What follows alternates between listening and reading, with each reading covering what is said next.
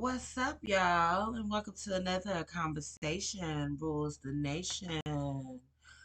I'm your host, the Lock Libertarian. Happy 420 to all my smokers out there. Y'all better enjoy this day and jam that smokers anthem all day and roll up, run up for your girl. All right, y'all. So I'm just going to share these little articles with you guys that I've seen today. And here's my disclaimer. Let me go ahead and drop this for y'all.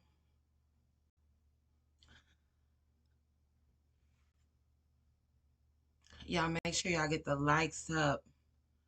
Get the likes up. Get the likes up.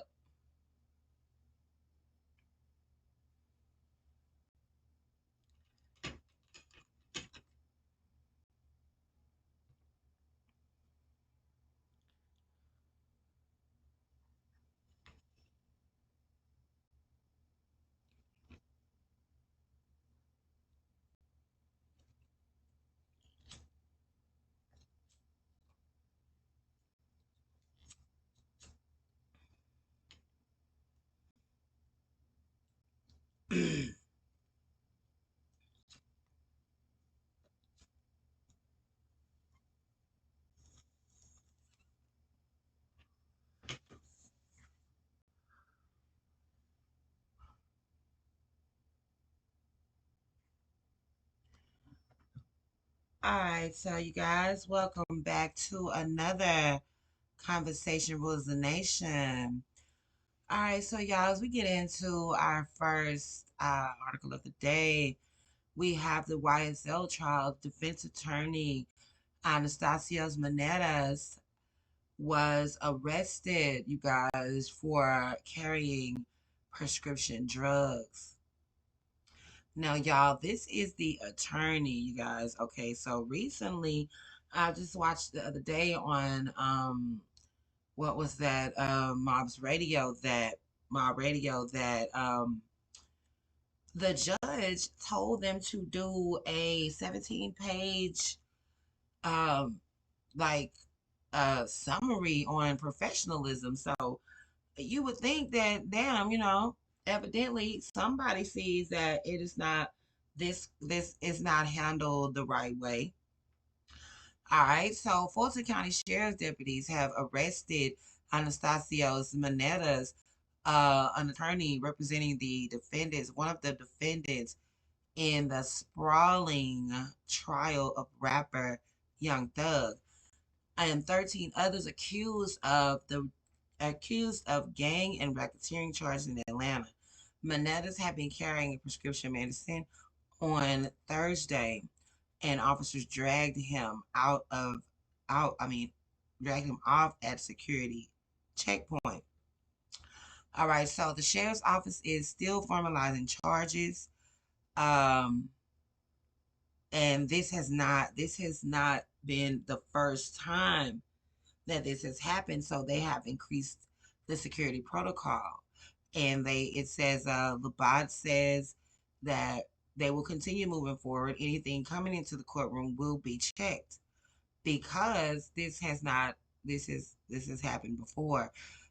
We know back in the day, what was that, in January sometime, one of the guys tried to pass Young Thug a perk. So it's like, what are y'all doing? And if the judge is telling you to write a 17-page fucking summary on what how to be professional, then that means it's not looking good for the for the attorneys in this case. So they're not being professional. They're bringing in drugs. We don't know if this was for Young Thug or if this was for whoever this guy is, whoever is his client he's representing. So, okay, so here we ought to see. Let's see. Um, okay, Chad Jimenez, another defense attorney of the trial, told Rolling Stone that he told Manetas to toss him his phone. He told him to toss him his phone so that it wouldn't be subject to a search at the jail. Okay, he said, toss him his phone. I told him to toss me his phone so they wouldn't check it. Okay, basically. And in the midst of all of that, Manetis missed and hit one of the deputies with his phone. I say he missed and hit one of the deputies with his phone, which added a charge of assaulting an officer. I say, which added assault to an officer on that charge, honey.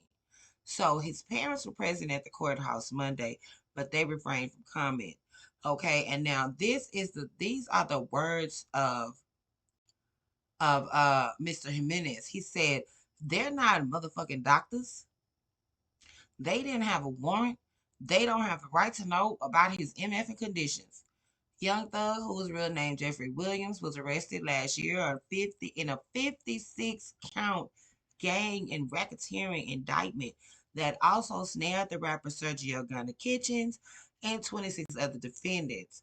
Williams is accused of engineering the murder of Donovan Peanut Thomas in a drive-by shooting in 2015, which precipitated months of near continuous violence between the accused Young Slime Street Life gang and its rivals YFN. Okay, and its rivals YFN.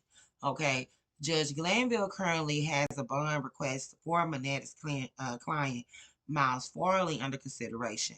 Okay, so he has a bond request for Farley under consideration. Farley is facing a murder charge and is accused of being involved in the death of Shymel Drinks in the blood feud between YSL and YFN, which is also facing RICO and gang charges in Atlanta.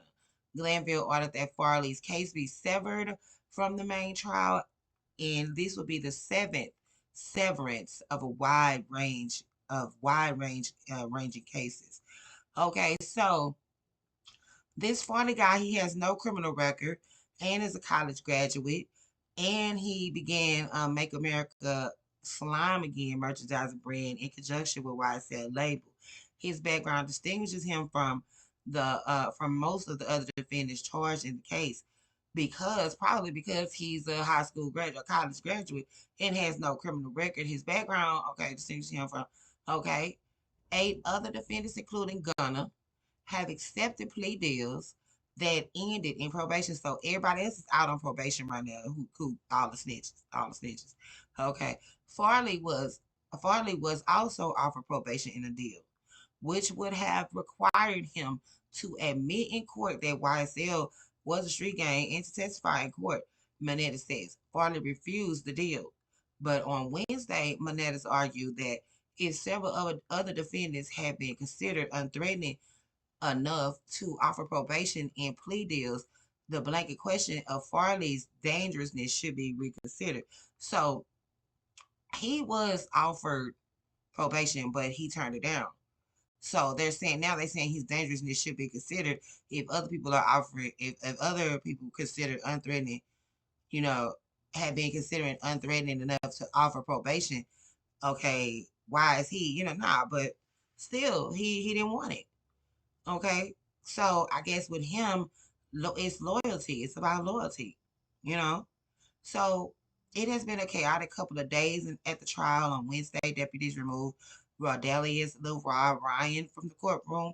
His screams from the holding area could be heard in the court as the door to the hallway closed. Ryan, 21, was convicted last year of murdering a teenager in Atlanta in 2015 and received a life sentence.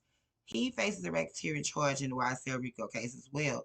Ryan got into a scuffle with Deputy Morris Kenya, whatever, in January. That led to K suspension. Okay, so the officer got suspended. So Ryan and 2 other co-defendants, Christian Eppinger and Damon Blake, were also charged with stabbing an inmate in Fulton County Jail. Okay, as Ryan was removed from court, Eppinger and Dorsey rose in protest and were subsequently led out of the courtroom over their protestation. So you mean to me all this is happening in the courtroom now? Court security then cleared the room, removing journalists, and the hearing was halted for an hour. Court officers also instructed the pool videographer to stop filming. Okay, Ryan was arrested because he smelled the marijuana when he returned from the break. So he was arrested because he smelled like grass when he, came back. So you coming back to the courtroom smelling like loud. Really? Where they do that? Levy said, okay, adding that small bags of marijuana were sewn into a secondary pair of underwear. He added that Ryan screamed as deputies began to search him. So you mean to tell me, you have marijuana sewn into your underwear? What kind of crazy shit is that? Okay. So it's not the first instance of drugs in court. Like I was saying earlier, in January, defendant Khalif Adams handed Jeffrey Williams a perk pill during, if y'all know what that is, Percocet pill during court break. Williams was in charge. So it's too much going on. It's basically too much going on. You got the judge is ordering the lawyers to write papers and shit because they can't be professional. You got people bringing drugs in there. You got people yelling and screaming and out. It's shit's everywhere, y'all.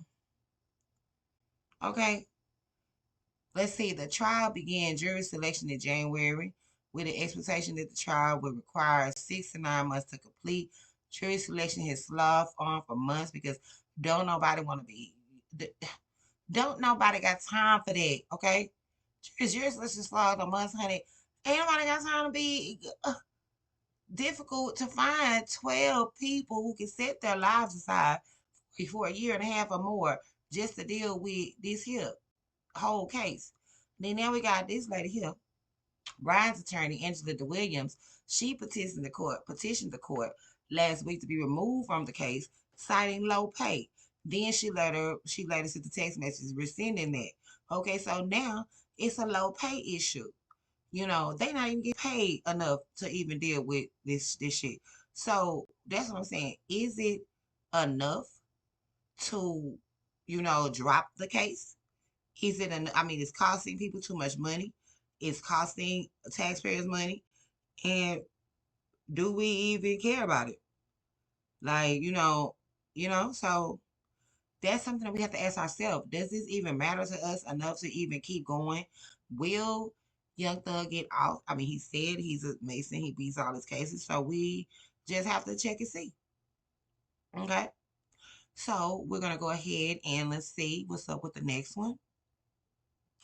All right, we got Twitter. Elon Musk Twitter begins the purge of the blue check, y'all.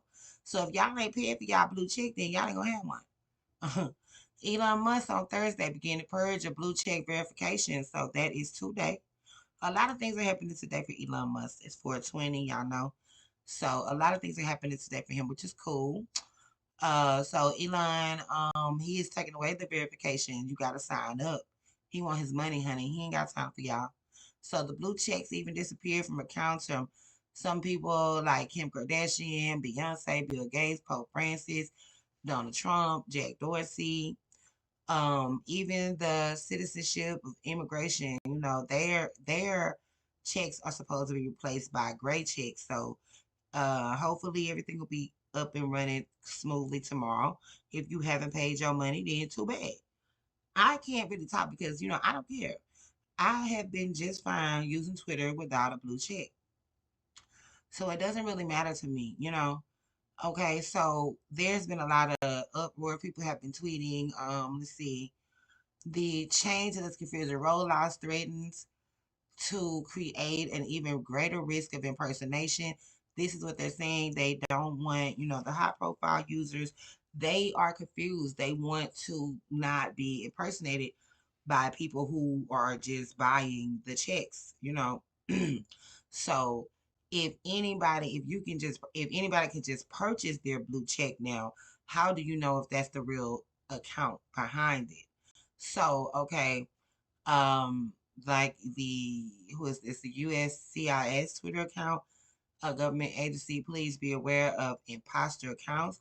So this move could discourage some high-profile users um, at the risk of being imitated on the platform. Okay, immediately following the disappearance of the legacy blue checks, some users began tweeting they plan on leaving the site, honey. They don't want to be a part of Twitter no more because they can't have a little chick. Child. So what you feel about that? What say you? What you feel about it? So Twitter had previously said that, it began winding down blue checks granted under its old verification system. April 1st, in order to stay verified, must say users would have to pay $8 a month to join the platform for Twitter Blue subscription, which has allowed accounts to pay for verification since December. Okay. He said that the last day for removing legacy blue checks is 420, and it's a day with special resonance to the billionaire entrepreneur, giving its meaning to marijuana enthusiasts. Okay. So, we know Elon over here just taking his first off, he launching his spacecraft, then he's taking blue checks back, chilling and chiefing, probably on the boat somewhere, Kool-Aid. But kudos to Elon. What hey, get your money, Elon. Shoot. All right, so he has suggested that requiring users to pay for verification can help eliminate spam and scam accounts after repeatedly complaining about the number of bots on the platform. However, experts in an online inauthentic behavior have said that the plan is unlikely to deter bad actors who could just as easily pay to be verified. In fact, this is making Twitter a pay for play system. And we know that propagandist people are working to spread disinformation and other forms of manipulations via Twitter are very much willing to and able to finance their operations. Okay, so this is what they're saying. They do not want to hear it. They feel like they can be impersonated. How do you feel? Do you feel like you can be impersonated? Do you feel like somebody would take time out and impersonate you on Twitter? So, what do you think about the blue check? Do you have one? Do you have a blue check? Because I don't, and I don't care. All right, so we're gonna go ahead and move on to the next one. Let's see here what we got here. All right, y'all. So we got Trump's mansion. His unused mansion could be. It falls under investigation for possible tax fraud. What do you mean by that? You say? What do you mean by that? Okay, so they're saying basically that his property that he has might be a fraudulent property. But reading this article, okay, the former president reduced his tax bill on the land listed as Seven Springs LLC by more than 3.5 million in 2015 when he first entered politics. Okay, so it says on the land listed as Seven Springs LLC. Do you not see anything? None of this is saying Donald Trump. These are under his LLCs. So how is this wrong? Okay, there is an enormous amount of valuation abuse, said Nancy Asaf McLaughlin. Okay, she's a national expert on conservation easements. Okay, who is speaking generally because she did not know the details on Trump's property. Okay, this property has earned him less than 2,500 in the form of a vaguely labeled rebate. So how is it even? What does that matter? Although he valued the land at 50 million. Okay, so let's see. He said people will come up with a before value that exceeds anything a willing buyer would pay using subdivision development analysis, and coming up with a hypothetical subdivision of lots. Okay, it has no relation to what somebody could actually pay you for that property on the open market. Okay, and they're basically saying that he, you know, was saying that it was less, I guess. So Trump has reported no income on the estate since he started filing federal disclosure forms required by some executive branch officials. And an expert compared his arrangements to a rancher who decided to leave their land to sit unused. Now, I see a lot of people who's leaving their land to sit unused. So what's the problem with that? Many ranchers are earning next to nothing to their on their farmland, but as soon as they give it up, they get a very generous tax break relative to what were earning. Okay, what they were earning. Okay, you're just gonna let me see. You're gonna learn a lot more from the tax break than you earn from the land itself. Okay. So Trump wanted to build a golf course and several mansions on the property, but the local residents opposed of any land development. So instead, he held on to it and cashed in on the tax break. So I don't think anything is wrong with that. I don't think that, there would be anything wrong with that. I mean, people hold property every day. So maybe because it's Donald Trump doing it, it's a big deal, I guess. All right, so let's go ahead and we're gonna go back to another Elon Musk here, y'all. SpaceX gigantic Starship rocket blast off and then it explodes on its first test flight. Okay, so it is its first test flight. This is what I was saying. Like, this is my third time recording this because some shit happened. But y'all, okay, so this is the first time that this rocket was tested. Not a rocket, but it is actually a rocket. But anyway, this is the first time it was tested. The SpaceX, y'all know that Elon is the CEO of SpaceX. So on Thursday, which was today, it tested its next generation rocket design for missions to the moon and Mars. So this spacecraft is supposed to bring goods, cargo from Mars, from here, from Earth to the moon, since they're planning on putting people on the moon in the next 2 years. Yes, I said the next 2 years. So, okay, it ended in an explosion amid cheers from employees who gathered to watch the live stream. Okay, the uncrewed rocket ignited and blasted skyward for about 4 minutes, but the separation of the booster from the spacecraft that sat atop the rocket appeared to fail. Some of the booster's 33 engines appeared not to ignite. The rocket began to tumble downward before exploding. Let me see if you guys can see that. And this is the explosion of it. Okay, but it was considered to be a success. Okay, the cause of the explosion and failure of separation was not immediately known, though the rocket's blast off already meant the test was considered to be a company by the company as a success, to be a success. Okay, as if the flight test was not exciting enough, Starship experienced a rapid, unscheduled disassemble before stage separation. SpaceX tweeted shortly after the test, teams will continue to review data and work towards our next flight test. Okay, so this was just a prototype that they were launching. They wanted to test it and see if everything would work out. The next one, they'll be able to tweak it and see what's going on with it. It's actually supposed to be able to return back to where it comes from. So it's supposed to be able to come back here. But this one was planned to just fall into the ocean so they can go and retrieve the parts, I guess, and see what happened, what they need to do better the next time. Okay, so the rocket, the most powerful ever developed, is set to play a key role in NASA's Artemis program, which plans to put humans on the moon by 2025. I said it plans to put humans on the moon by 2025. I say they want to put humans on the moon in 2 years. Okay, so y'all better get it together now. Okay, so who's to say it's not humans already up there though? Okay, when you look up at night and you see the stars just twinkling and twinkling, that's movement up there. So what are they doing?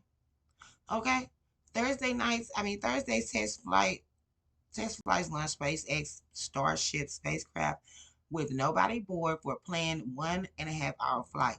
Starship is meant to be a reusable vehicle capable of carrying massive cargo loads into space. Okay, so they're probably going to use this ship to be able to carry goods from to and from. Okay, so the company had emphasized that the test was an early step. Congrats at SpaceX team on an exciting test launch of the Starship, which is cool, and that's a really big improvement. Like, they have other people besides NASA launching rockets now. Okay, that's what's up. Okay, so now we have a diagram here of rookie rockets. We have Japan's H3 rocket, Ariane Space, Ariane 6 booster, United Launch Alliance, Vulcan Centaur, and SpaceX huge Starship among the new rockets that could take their first flights in 2023. Okay, so NASA's Space launch system pictured here for comparison embarked on its debut test mission last year. So here is the super heavy Starship from SpaceX. This is what they were launching. So okay, okay. So the test flight is the biggest step yet for SpaceX, and the efforts to create a reusable spacecraft that can fuel space exploration that goes beyond current limitations. And while the rocket and its spacecraft are designed to be recoverable, Thursday's test plan for them to fall into the ocean. Okay. The test is meant to collect data on the system's performance, which is crucial for future development. So I'm sure they have another one of these, ready to go. Every great achievement throughout history has demanded some level of calculated risk. Okay, and this is from Bill Nelson. Because with great risk comes great reward. Nelson wrote on Twitter. Looking forward to all that SpaceX learns to the next level. To the next flight, test, and beyond. All right, so congratulations to.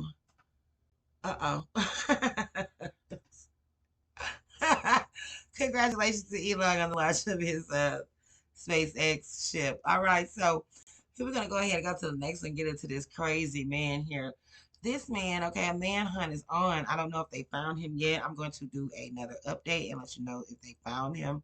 But this man here, Robert Louis Singletary, 24 years old, he is considered armed and dangerous out of Gaston County, 6'2", about 223, brown eyes, black hair. He shot a 6-year-old, shot her father in the back, shot her mother in the elbow, and he does not like kids. He was mad. He was mad at the kids for playing in his yard. Not playing in his yard, but a basketball went into this man's yard, and he got mad at the children for running in his yard. So I'm guessing this is the basketball goal right here. Okay, you see that? That's the basketball goal. Okay, so this is the basketball goal. Okay, so this is how close his house is, I guess.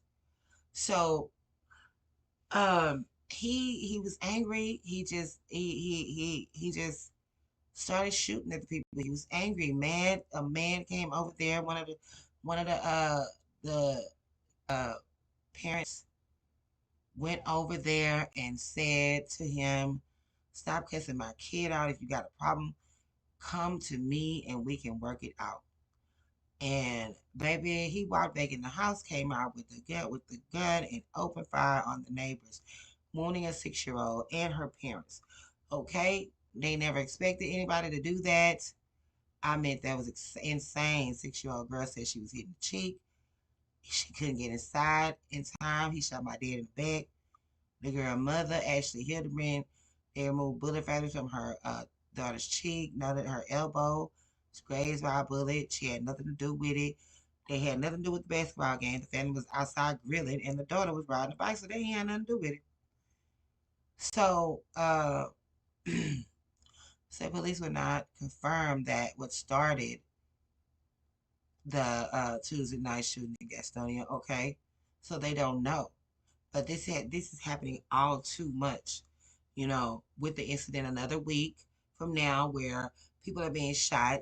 Just making a common mistake. The cheerleaders, approaching someone else's vehicle, Texas grocery store parking lot. What? 16-year-old who rang using my Ralph. He rang the doorbell in Kansas City. They shot him for nothing. 20-year-old turned in the wrong New York driveway. She got shot. What is wrong with people? And it's not the guns, it's the people behind the guns. The shootings reflect the consequences of the county with more civilian with guns than people. According to Small Arms Survey, a toxic stew of fear, paranoia, and distrust. You know, so people are afraid. People don't trust people. Which is, I mean, that's understandable. But if you're scared, go to church. If you're scared, go to church. Hell, they shoot in church. They don't care these days. So either way, it's understandable why people go off like this, but no, it's the guns that make people feel like they are just big boss hog or something. Oh, I got this pistol, so I'm gonna shoot you. You know, and it is what it is. But no, you can't do that. That's you can't do that. That's not cool. You're not supposed to. No, you can't do that. So neighbors said that he yelled at the children before he just came outside and started shooting. He just came outside and started shooting. And one neighbor, let me tell you about this. Let me scroll down, y'all. Okay, look at this. One neighbor, she didn't want to. One neighbor, she didn't want her. She didn't want her. Who didn't want her name to be used? Huh? Okay, she didn't want her name to be used. Right. Here it is. Here. Now, told CNN that this man had complained to her about kids running through his yard a little before this had happened. Okay? So, this lady, he complained to her already and said they get on my nerves, these kids, blah blah blah blah blah. And she informed him her grandson was already inside and he left. So she said, my grandson already in the house. So you just do basically do what you do. Whatever you gonna do, I don't care because my grandson in the house already, basically. Because she could have stopped him,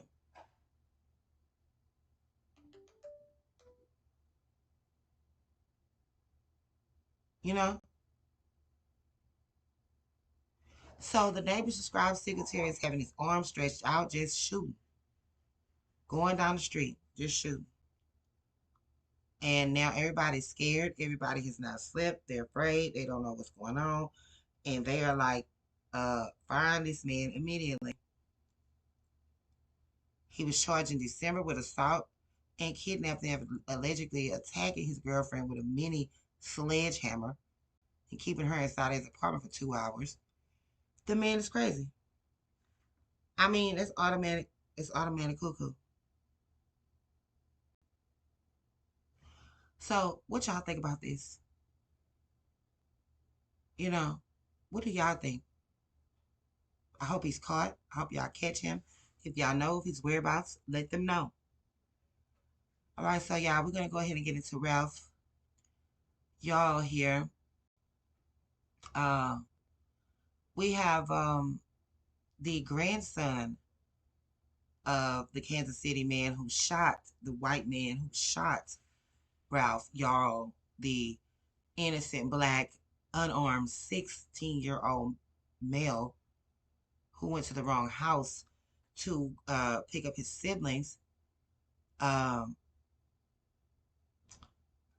the grandson, Clint Ludwig, is saying that his grandfather basically was a racist. He had racist tendencies. Okay, he said he's not surprised by this happening. He's not shocked because this man, yeah, had racist tendencies. Okay, so the warning signs were there. I wasn't shocked when I heard the news. On Thursday, I believe he held and holds racist tendencies and beliefs. Okay, his older brother Daniel reportedly disputed. He said no, he doesn't. Okay, but the younger brother does say he does. And the older brother, he's older. So of course, he's gonna side with his grandfather because he probably feels the same way. So with that being said, um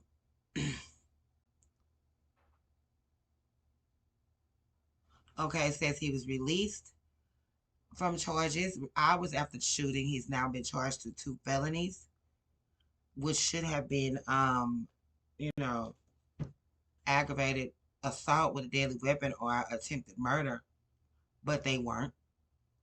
He pled not guilty, bonded out of jail. $200,000 bond. That means 20,000 he had to come up with. Where did he get the 20,000 from? Who put money up for this man to get him out of jail? What KKK place put up money? What KKK organization put up money for this man to get out of jail? You know, why was he given a bond? Ralph, 16, went to the wrong address to pick up his younger siblings, and it shows his address that he went to, the address that he's supposed to go to. After ringing the doorbell, he was shot in the head and the arm. Lester told police he did not exchange words with the teen. He did not exchange words with the teen. He said he did not speak to the teen before he fired at him through a locked glass door. The homeowner said he thought Ralph was trying to break in and was scared to death due to the boy's size. But Ralph's aunt said, he is less than 6 feet tall and probably under 170 pounds. He is less than 6 feet tall and probably under 170 pounds. These people are frightened for what reason? But then why would you go over him, stand over him, and say, don't come around here anymore? That is racist, sir.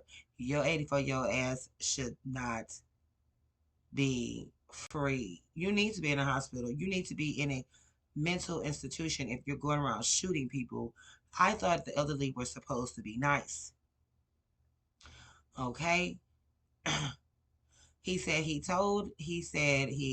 Okay, and look at Daniel. Doesn't think his grandfather would have opened fire if Ralph had not gone for the door. What? First off, Ralph thought that he was at the right house. He thought that he was ringing the doorbell to go pick up his siblings. Okay? But Ralph said he never pulled on the door. He rang the doorbell and waited for a while. Man eventually opened the door and immediately shot him in the head. Okay? So while he was on the ground, he fired again, shooting him in the arm. Okay, this is him in the hospital. He was hospitalized with gunshot wounds to the arm and the head. Okay, it's sad, and I wish it didn't happen. Daniel said, this is the older grandson. Seems like a bunch of mistakes in a row that resulted in tragedy. I mean, a lot of mistakes all the way around, unfortunately. Yeah, I'm sure. But anyway, his younger brother said he supports the wounded teen and criticized the grandfather's actions. He says, I was disgusted. I thought it was terrible. We, myself and my family, stand with Ralph Yarl in seeking justice. Clint Ludwig said, this is a horrible tragedy that should have never happened. When asked why he decided to speak out against his grandfather, he replied, it's the right thing to do. Too often in the U.S., the younger brother said, people get away with killing unarmed, innocent black people. People need to speak out, he said. Not make any excuses for this kind of behavior and violence. See, this is him. Okay. So, his grandfather probably didn't even like him just because his braids. You know? So, this is it. This is the reason, basically. You can't tell me that that wasn't racism. Yes, it was. Yes, it was outright racism. Okay? So, Clint Ludwig says that his grandfather's made racist remarks and espoused conspiracy theories. He made racist remarks against black people. He's believed in right wing conspiracy theories, was influenced by fear and paranoia that was stoked by right wing media that was often blaring in his living room. Okay. And he says stuff like that really reinforces this negative view of minority groups. Okay, these people, and then this is let's see, Daniel disputing the claims that his grandfather supported these people. Okay, Clint Ludwig said he and Lester drifted apart during COVID-19. They drifted apart during the COVID-19 pandemic, and I guess they didn't see eye to eye after all of that. So they lost touch. He said. So, um, This man is clearly a racist. Clearly, clearly he's a racist. So, but anyway, Ralph is doing good. He's taking it day by day. So, all right, y'all. Now we're gonna go ahead and get into Rihanna and her baby, and they said Rocky. Look at them. They look so cute, y'all.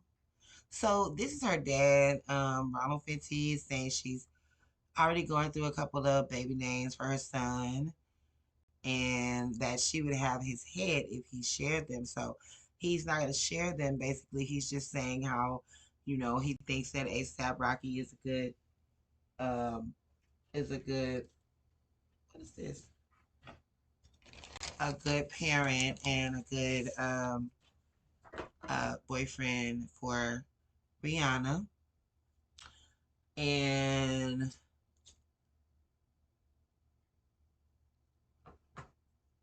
she's very overprotective, and he likes ASAP Rocky. He's very respectable. He came to see her, I guess, when she was performing in the Super Bowl or whatever. So he's basically just saying how he enjoyed that. All right. So here is the Facebook.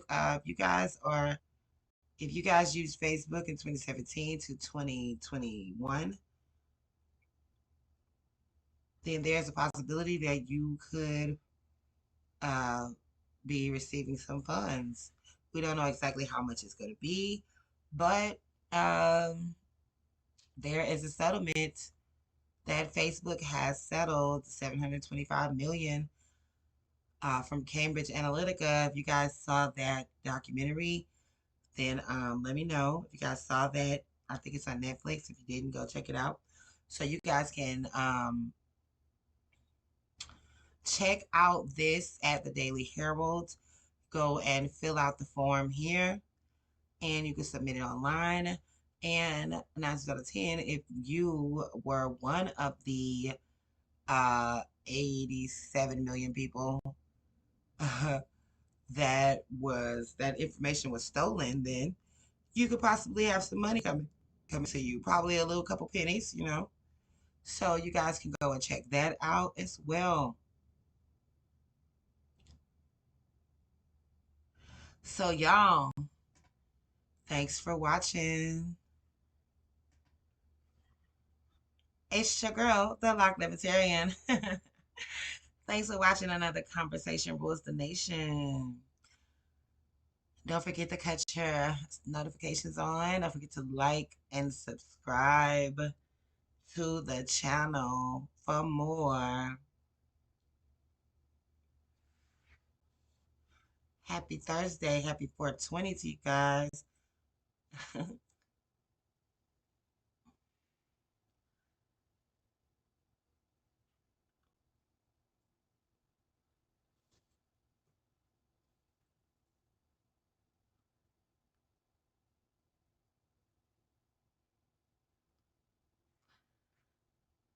Hope you guys have enjoyed the show today.